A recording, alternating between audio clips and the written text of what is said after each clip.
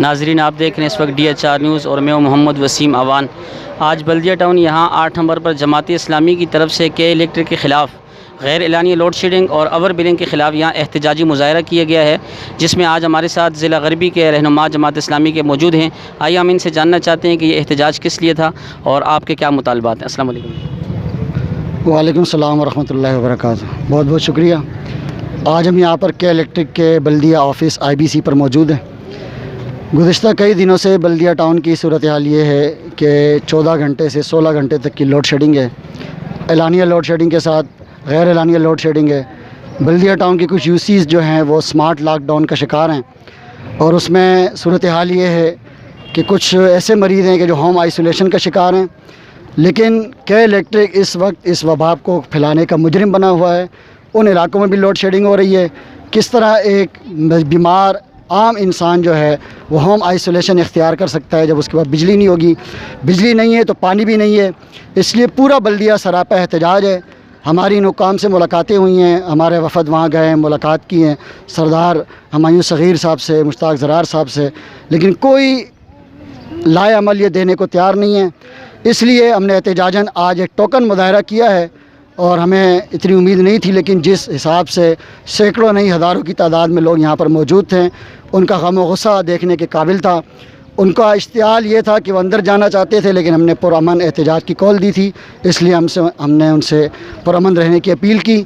آج ہم ان کو 72 گھنٹے کا الٹیمیٹم دے رہے ہیں۔ اگر غیر اعلانیہ لوڈ شیڈنگ کا خاتمہ نہیں ہوتا اور سمارٹ لاک ڈاؤن جن UCs کا ہوا ہے وہاں پر اسے لوڈ شیڈنگ فری نہیں قرار دیں گے، تو ایک لائے عمل ہم نے ان کو دے دیا ہے۔ اس کے بعد انشاءاللہ عوام بڑے پیمانے پر ان کے خلاف سڑکوں پر نکلنے کو تیار ہے۔ اس لیے میں DC سے بھی گزارش کرتا ہوں، اور صوبائی حکومت اور وفاقی حکومت سے بھی کہتا ہوں۔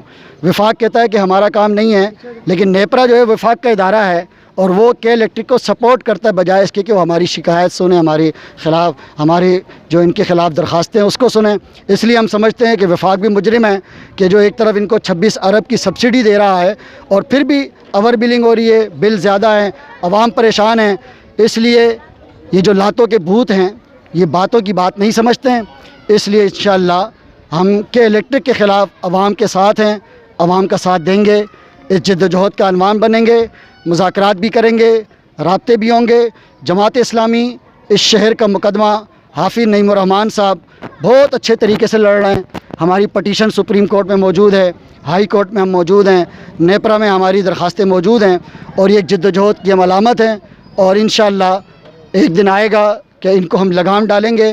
میری آخری گزارش ہے chief justice of Pakistan justice Gulzar صاحب سے کہ آپ اس شہر کے رہنے والے ہیں، کراچی سے آپ کا تعلق ہے، آپ ان صورتحال سے اچھی طرح واقف ہیں۔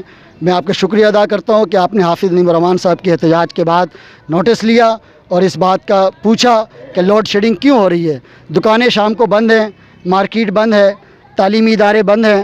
جو تعلیمی ادارے آن لائن کلاسیں لے رہے ہیں، موبائل چارج ہوگا تو بچے پڑھ پائیں گے، آئی پیڈ چارج ہوگا تو بچے پڑھ پائیں گے، لیپ ٹاپ چارج ہوگا تو بچے پڑھ پائیں گے۔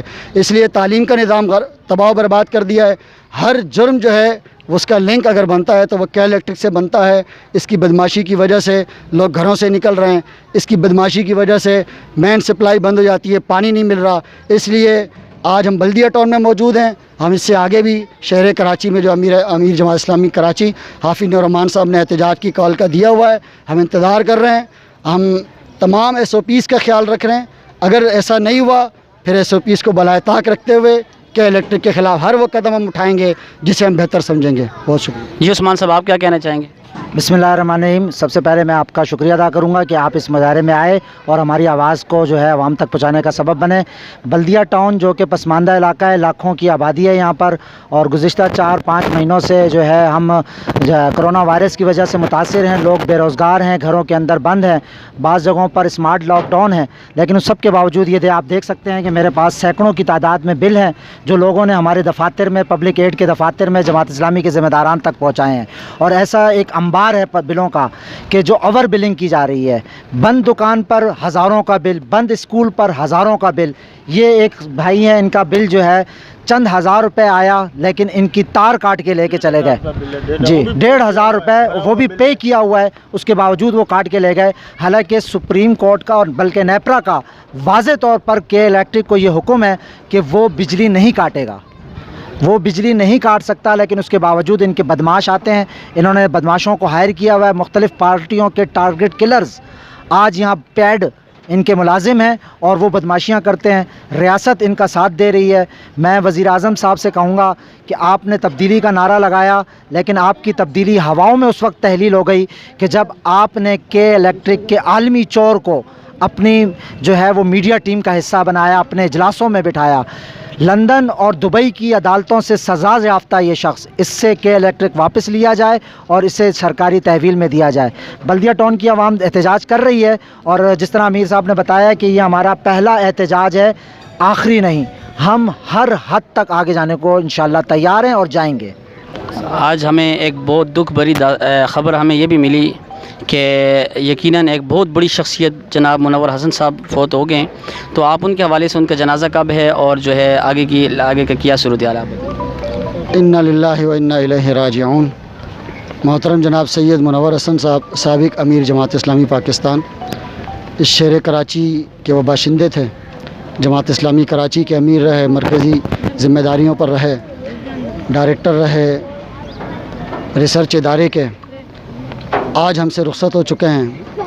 وہ مرد درویش، مرد کلندر، جماعت اسلامی کا سرمایہ، اس امت کا سرمایہ، موقف پر ڈٹنے والا، آمریت کے سامنے کھڑا رہنے والا اور اپنا نظریہ دو ٹوک پیش کرنے والا اور پھر اس پر کوئی بھی عذر نہیں کرنے والا، نہ بکنے والا، نہ جھکنے والا، نہ دبنے والا، عظیم رہنما، عالم اسلام کے عظیم رہنما آج ہم سے رخصت ہو چکے ہیں. آج ان کی نماز جمعہ سے قبل رحلت ہوئی ہے. کل انشاءاللہ شہر کراچی میں عیدگاہ گراؤنڈ ناظم آباد پر ان کا نماز جنازہ ادا کیا جائے گا. 1:30 بجے وہاں پر ہم نماز ظہر ادا کریں گے اور اس کے بعد انشاءاللہ نماز جنازہ ادا کی جائے گی. میں آپ کی میڈیا کے ذریعے امت سے، تمام لوگوں سے اپیل کرتا ہوں کہ ان کے حق میں دعائے مغفرت بھی کریں اور آپ سے اپیل کرتا ہوں کہ اس جنازے میں شرکت بھی کریں. اللہ تبارک و تعالی سید منور حسن صاحب کو کروٹ کروٹ راحت نصیب فرمائیں. اقامت دین کے لیے کی جانے والی ان کی کوشش کو اپنی بارگاہ میں قبول فرمائیں. ان کی آخرت کی تمام منازل آسان فرمائیں.